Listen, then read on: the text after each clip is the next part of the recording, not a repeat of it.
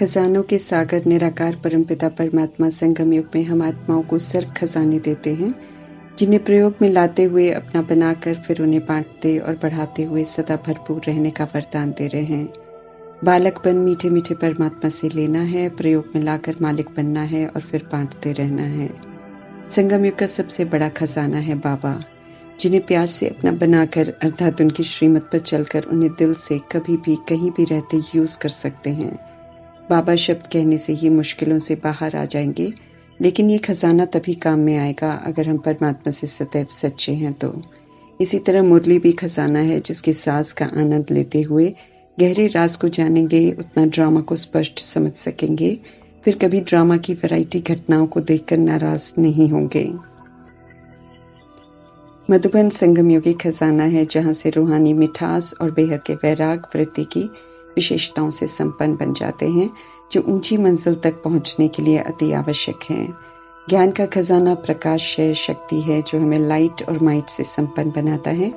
गुणों का खजाना हमें संतुष्टता, प्रसन्नता, ईमानदारी, जिम्मेवारी, गंभीरता, अहिंसा, सहयोग, सम्मान, त्याग, सादगी, स्वतंत्रता की विशेषताओं से और दैवी गुणों की दिव्यता से संपन्न बनाता है, बशर्ते हम उन्हें श्रीमत प्रमाण यूज करते रहें। शक्तियों का खजाना अर्थात संकल्प की, साइलेंस की, पवित्रता की, एकाग्रता की, वाचा की, सहन करने की, परखने की, निर्णय करने की, समेटने की, संगठन की, एकता की, मनन शक्ति की, परिवर्तन करने की, स्नेह की, सत्यता की शक्ति और विशेषता से संपन्न बनाते हैं। धारणाएं खजाना है, आत्मा को चरित्र से धनवान बनाती हैं। ईश्वरीय सेवा खजाना है, जिसे करने से रूहानी कमाई जमा होती है और जिनकी सेवा करो उनका भी कल्याण होता है। संगम युग में तन मन धन बुद्धि से प्रभु हवाले कर उन्हें श्रीमत प्रमाण यूज करते हैं तो वो खजाना बन जाता है। जो भी फिर करते हैं वो पुण्य के खाते में जमा होता जाता है। संगम युग का समय जितना परमात्मा की याद में सफल करेंगे, उतना ये अति श्रेष्ठ खजाना बन जाता है, उतना सेकंड सेकंड में पद्मों की कमाई जमा होती है। संकल्प जब शुभ, समर्थ, शुद्ध, सकारात्मक, कल्याणकारी हो जाते हैं तो खजाना बन जाते हैं। श्वास अगर परमात्मा की याद में सफल हो रहे हैं तो खजाना है, जो आत्माओं को वायुमंडल को शुद्ध बनाने का कार्य करते हैं। वाणी जब युक्ति युक्त, योग युक्त, सम्मान युक्त, सभ्यता, संतुष्टता, सत्यता, सरलता, नवीनता, सत्वचन की विशेषता से संपन्न होती है तो खजाना है, रूहानी कमाई होती है। संगम युग में परमात्मा द्वारा सिखाए गए कर्म श्रेष्ठ कर्म है, जो स्व का और औरों का कल्याण करते हैं, इसलिए खजाना है। दुआएं खजाना है, जितना औरों को देंगे उतना खुद के लिए भी जमा करेंगे। शुभ भावनाएं खजाना है, जितना सभी प्रति रखेंगे उतना पास्ट के हिसाब किताब चुकते होंगे और नया कोई भी कार्मिक हिसाब नहीं बनेगा। किसी भी तरह की नकारात्मकता से मुक्त रहेंगे। खुशी परमात्मा से मिला खजाना है संगम युग में, जिसे जितना बांटेंगे खुश रहकर उतना वो बढ़ता जाएगा। पवित्रता खजाना है, जितना पवित्र रहेंगे उतना पवित्र दुनिया स्थापन करने में पूरा सहयोग देंगे। संतुष्टता खजाना है, जिसे जितना प्रैक्टिकल में यूज करेंगे अर्थात जितना सभी से संतुष्ट रहेंगे उतना संतुष्टता के सर्टिफिकेट का हकदार बनेंगे। वरदानों का खजाना अगर हम विधि पूर्वक कार्य में लाए तो सहज ही असंभव लगने वाली बातों को संभव बना सकते हैं। स्वमान का खजाना पुनः हम आत्माओं को ओरिजिनल अनादि आदि स्वरूप में लौटने की क्षमता देता है, लेकिन तब जब हम स्वमान की स्मृतियों को पक्का कर उन स्मृतियों की विशेषता को प्रैक्टिकल में यूज करें। दिव्य बुद्धि अर्थात परमात्मा से मिला हुआ विवेक खजाना है, जिसे जितना यूज करेंगे उतना विकर्मों से दूर रहेंगे। संगम युग में मीठे मीठे परमात्मा से सर्व संबंधों से संपन्न बनाने का खजाना मिलता है, जिससे उनके साथ सर्व संबंधों की अनुभूति कर सर्व विकारों से संपूर्ण मुक्त हो सहज ही नष्ट मोहा स्मृति स्वरूप बन सकते हैं। सर्व खजाने आत्मा को पुनः भरपूर बनाने वाले हैं। मीठे परमात्मा ऐसे अनोखे पिता हैं जो कभी भी किसी से भी पक्षपात नहीं करते हैं। सभी बच्चों को एक जैसा खजाना देकर बालक सो मालिक बना देते हैं। कहते हैं यूज करो, बांटते चलो, भरपूर होते जाओ। खजानों को संभालना है अर्थात ध्यान रखना है कि फिर से भूले भटके कलयुग की विधि से यूज नहीं करना है, बल्कि श्रीमत प्रमाण यूज कर अर्थात बांट कर बढ़ाना है और खजाने को बार बार चेक कर संभालना है। देखना है कि खजाना कोई भी व्यर्थ न जाए, मिसयूज न हो जाए। उसके लिए परमात्मा समझ देते हैं कि अटेंशन और चेकिंग रूपी पहरा ठीक रखो तो सर्व खजाने सदा सेफ रहेंगे। मैं आत्मा अधिकारी हूँ, स्थूल कर्मेंद्रियों की, सूक्ष्म शक्तियों की। कैसे इन्हें चलाना है उसकी समझ मिल रही है परमात्मा से श्रेष्ठ मत के रूप में। राजा आत्मा के रूहानी निश्चय और रूहानी नशे के अधिकार से हर कर्म श्रीमत प्रमाण करेंगे तो मेहनत नहीं करनी पड़ेगी। परमात्मा यकीन दिला रहे हैं हमें। मेहनत तब करनी पड़ती है जब हम राजा की आत्मिक सीट की स्मृति से नीचे उतरकर साधारण बन जाते हैं, श्रीमत को छोड़कर मनमत और परमत यूज करते हैं, अधिकारीपन के रूहानी निश्चय और नशे से विस्मृत हो जाते हैं। समझ देकर परमात्मा हम आत्माओं को अधिकारीपन के निश्चय और नशे से हर कर्म को करने को कहते हैं। कम से कम 8 घंटा याद करना जरूरी है। कोई भी पाप कर्म हमसे अब न हो, ये अटेंशन रखने का फरमान भी हम आत्माओं को परमात्मा से मिला हुआ है। इसलिए कर्म करते हुए भी याद में रहने की विधि बताकर परमात्मा हम आत्माओं को कर्म योगी बनाते हैं। जहाँ परमात्मा की याद है वहाँ पाप नहीं है, और जहाँ याद नहीं है वहाँ पाप निश्चित होते हैं। बुद्धि का योग परमात्मा से लगा रहना आत्मा के लिए अति कल्याणकारी है और सेफ्टी का साधन है। फिर भी जब योग नहीं लगता है तो परमात्मा गाइड करते रहते हैं। आज परमात्मा ध्यान खिंचवा रहे हैं कि विनाशी चीजों में लोभ होगा, जैसे खाने पीने और पहनने के शौक होगा, तो बुद्धि का योग परमात्मा से लग नहीं सकता है। कोई भी कलयुगी चाहत परमात्मा का बनने नहीं देगी। इसलिए लोभ के विकार पर जीत प्राप्त करने के लिए परमात्मा कहते हैं कि सिर्फ बेहद के पाप से पूरा अविनाशी वर्षा लेने का लोभ रखो, बाकी सारी चीजों में लोभ नहीं रखो। अंतमति सुगति होनी है। अगर हम विनाशी चीजों के शौक से अर्थात खाने पीने पहनने के प्यार से खुद को समय रहते मुक्त नहीं करेंगे तो वही चीज अंत में भी याद आएगी और मर्तबा भ्रष्ट हो जाएगा, अर्थात सदगति नहीं होगी। सजाएं खाएंगे। आत्मा को सारी कमी कमजोरियों से मुक्त होकर अपने ओरिजिनल स्वधर्म और स्वरूप में लौटना ही होगा, तभी शरीर से मुक्त होगी। अब हर किसी को भी अपनी मर्जी है, या तो परमात्मा की श्रीमत प्रमाण चलकर बन ले या फिर सजा खाकर बने, लेकिन परमात्मा का फरमान है कि बनना तो पड़ेगा और शरीर में रहते हुए बनना होगा। हम सभी आपस में भाई भाई हैं। We are all brothers. Hindi चीनी भाई भाई हैं कहना हम सब बचपन से ही सीखते हैं, लेकिन सिर्फ मुख से ऐसा बोलते हैं, समझते बिल्कुल नहीं है। क्योंकि झूठ खंड है और झूठ खंड में सब देह के अभिमान में है और देह अभिमान तो सभी को बांटता है। आज सारा विश्व इसका स्पष्ट परिणाम है। मुख से वी आर ब्रदर्स आज भी बोलते हैं, लेकिन अंदर ईर्ष्या, द्वेष, नफरत, रावण रूपी विकारों की गंदगी भरी पड़ी है। ब्रदर्स कहते हैं, लेकिन सिविल वॉर और एटॉमिक वॉर की फुल तैयारी है। कभी भी युद्ध छिड़ेगा और कभी भी देश और धर्म के नाम पर एक दूसरे को सब मारेंगे।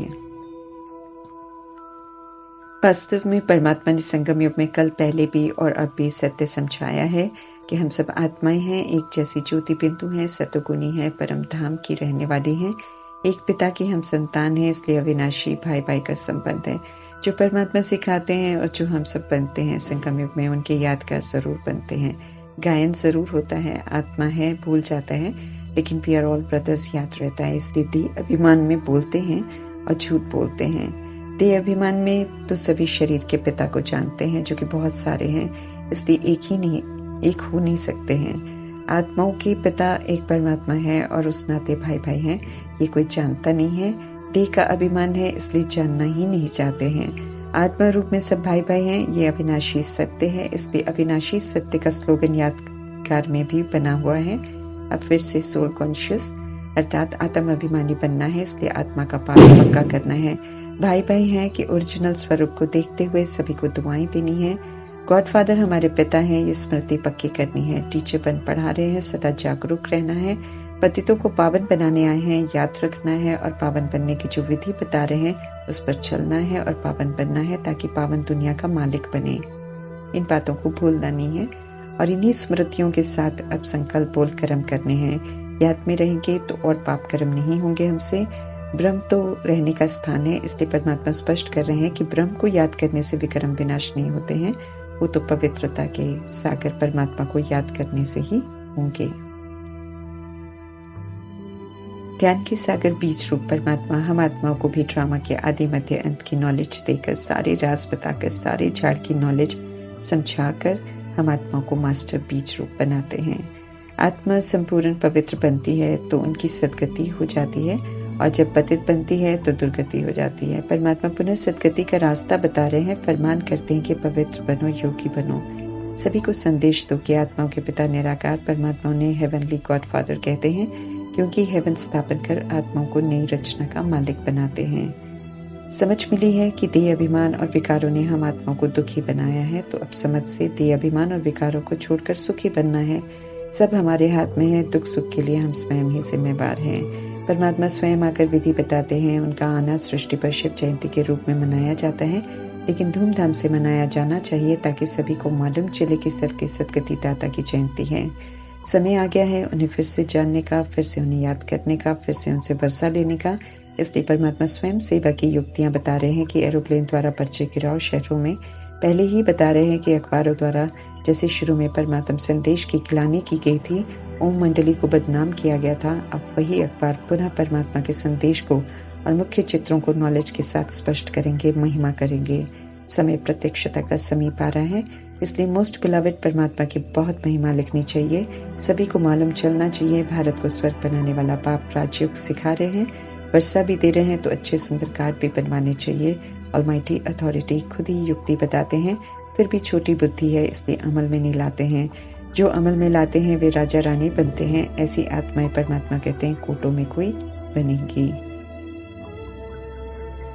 जो संगम युग में ज्ञान प्राप्त करते हुए भी शिक्षाओं को अमल में नहीं लाते हैं, वो आत्माएं अलबेली होती हैं और भविष्य में प्रजा बनती हैं। 108 आत्माएं श्रीमत पर चलकर ईश्वरीय कार्य में मददगार बनती हैं, बाकी प्रजा तो ढेर बनती है।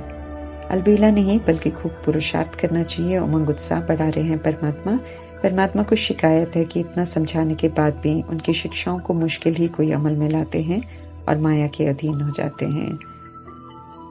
राजयोग सिखाकर परमात्मा सत्युग की राजाई का वर्षा लेने को कहते हैं। परमात्मा स्पष्ट करते हैं कि त्रेता युग का वर्षा परमात्मा का वर्षा नहीं है। परमात्मा प्रजा का योग बिल्कुल नहीं सिखाते हैं। चंद्रवंशी परमात्मा अनुसार नापास हैं। विचार सागर मंथन कर फिर से सभी को शिव जयंती का फर्स्ट क्लास निमंत्रण बनाने की राय दे रहे हैं, जिसे देखकर लोगों का ध्यान आकर्षित हो। कैसे परमात्मा ब्रह्मा द्वारा विष्णुपुरी का मालिक बना रहे हैं, सभी को मालूम होना चाहिए। परमात्मा से रूहानी यात्रा सीखकर रूहानी यात्रा पर रहकर औरों को भी सिखाने की जरूर सेवा करनी है। सभी आत्माओं को परमात्मा से जोड़ना है। सत्य परमात्मा फिर से सिखा रहे हैं कि कैसे हमें फिर से रावण पर विजय प्राप्त करनी है। स्वर्ग में आत्माएं पवित्र हैं, विकार नहीं है, इसलिए कर्म महल है। न जन्म कष्ट से होता है, न जीवन में कष्ट होता है, न शरीर छोड़ने समय कष्ट होता है। स्वेच्छा से समय पूरा होने पर छोड़ते हैं। यादगार में फिर सागर में पीपल के पत्ते पर कृष्ण आया है, ऐसा दिखा देते हैं। कलयुग में विकारों से जन्म होता है, इसलिए गर्भ भी जेल, जन्म भी दुखदाई, जीवन भी दुखदाई और मृत्यु भी दुखदाई होती है। आत्मा कष्ट अनुभव करती है।